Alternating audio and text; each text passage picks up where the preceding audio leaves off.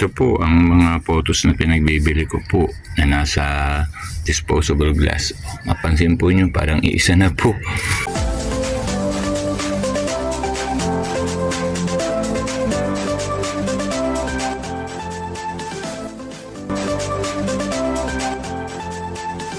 Hello po, magandang araw po sa ating lahat. Isa pong makulimlim at malamig na araw po sa ating lahat. Tama naman po ang panahon sa ating pong gagawin ngayong araw na ito. Sa araw pong ito, tayo po ay magpo-propagate po ulit tayo ng photos kasi po napansin ko po na kukunti na lang po yung aking time na photos kasi po dumaan po yung time na marami po ang nabili ng mga photos, lalo na po yung mga propagation na nasa disposable glass na mura lang po. Samahan niyo po ko ngayong araw na ito sa pagpo-propagate po ng photos.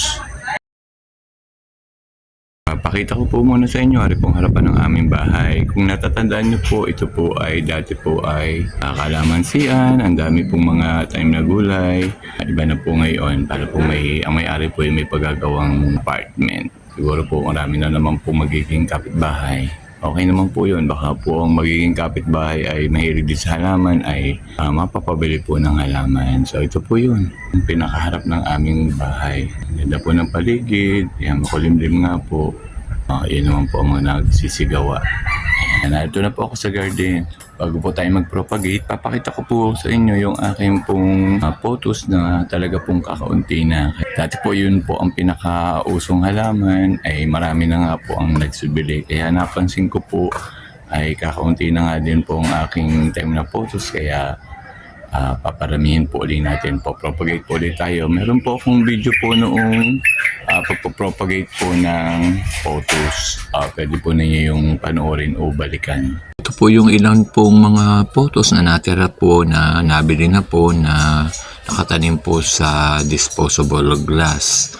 Kakaunti na nga po kaya napansin ko pong kailangan ko na talaga pong magparami uli. Ito po ang mga photos na pinagbibili ko po na nasa disposable glass.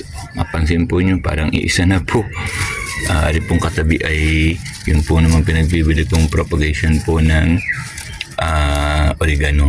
Isang araw po magpo-propagate po ulit tayo ng oregano at ilalagay po ulit natin sa mga disposable glass para po ulit natin may pagbili. Yan, pansin po nyo, nasa mga disposable glass pong mga propagation po ang marami pong nabili. Kung papansin nyo po, iilan na po kakaunti na.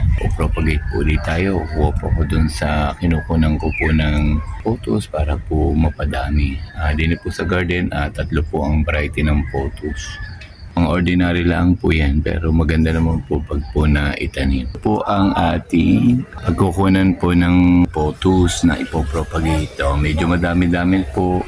At alin naman pong photos na rin ay labis na po doon sa tabi po ng pots. Kaya po pwede pong bawasan. At saka ang photos naman po ay napakadali naman din pong i-propagate.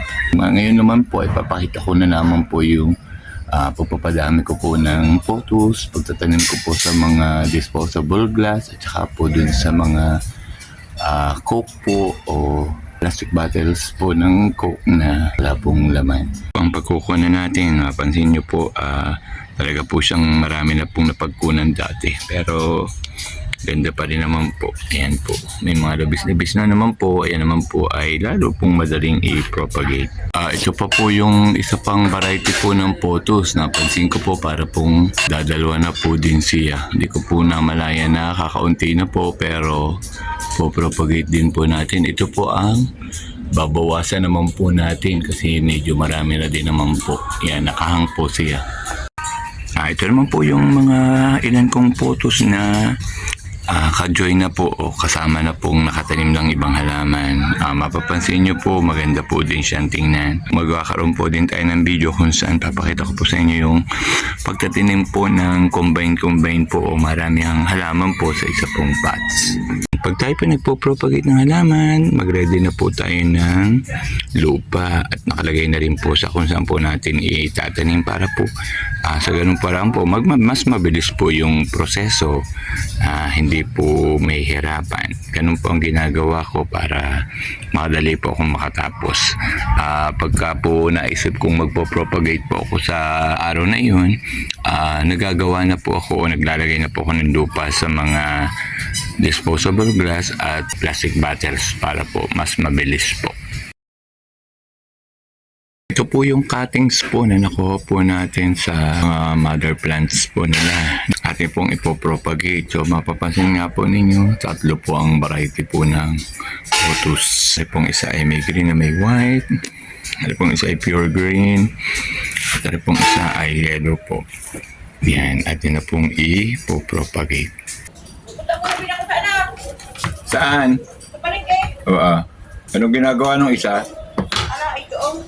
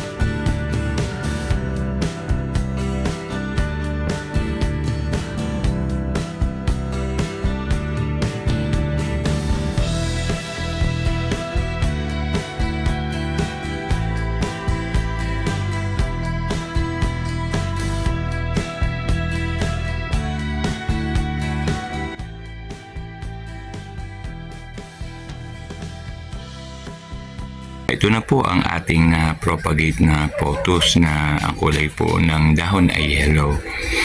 Isasama ko po ito doon sa na-propagate din natin pong iba pong pothos doon po sa kabila pong area para po sama-sama na po sila.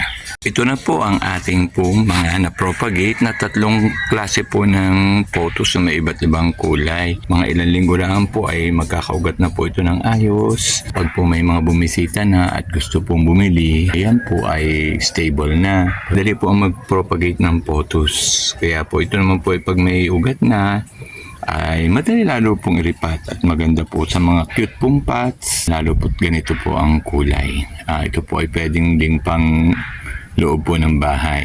Yan, maganda rin po itong pang display. Hindi po nakakapagod ang mag-propagate, mas nakakatuwa pa po dahil mapapadami po ninyo yung halaman.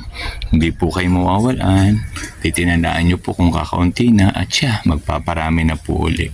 At para po mapapakinabangan po pag po may bumibili na po. Yan po ang aking mga na-propagate na. Ayun pong katabi ng pothos ay strawberry. Nakapag-propagate na po tayo ng ating pong pothos. Ang kakatuwa po, madali po naman yung mabuhay. Ilang linggo lamang po ay buhay na.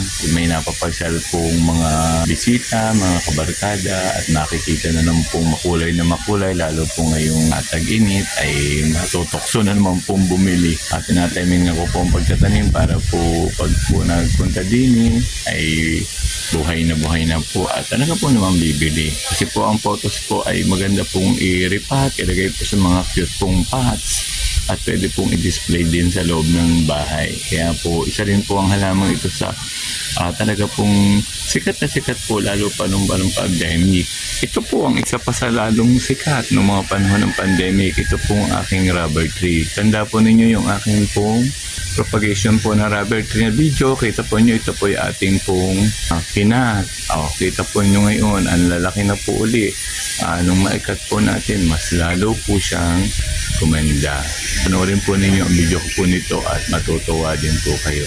Baka po kayo ay sakit ng mata sa panonood ng aking video. Pahinga na po. Maraming pong salamat. Salamat po sa panonood, suporta, pag-subscribe, lalo na po dun sa makadadaanan po ng video na ito sa kanilang YouTube o sa kanilang wall. Maraming pong salamat. Bye-bye po.